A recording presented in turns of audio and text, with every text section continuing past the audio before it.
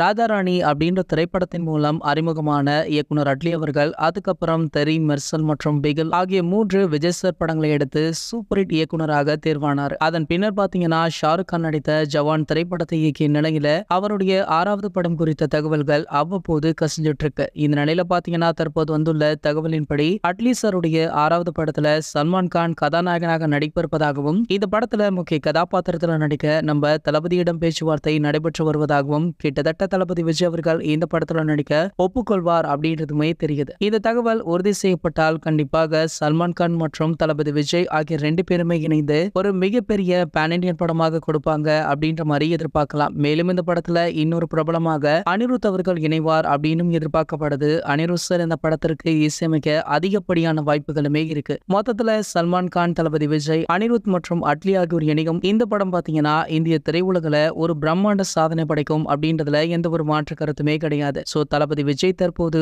அவருடைய கடைசி படம் அப்படின்னு சொல்ற தளபதி 69வது படத்துல நடிச்சிட்டு இருக்காரு. சோ இதற்கிடையிலேயே இந்த படத்திலும் நடிக்க உள்ளார் அப்படின்ற தகவலுமே தற்போது கிடைச்சிருக்கு. இது போன்ற தளபதியை பற்றி வெளியாகிற அனைத்து செய்திகளுமே நீங்கள் உடனே தெரிஞ்சுக்க நம்மளுடைய தளபதி 360 அப்படின்னு நம்ம சேனலை சப்ஸ்கிரைப் பண்ணிக்கோங்க.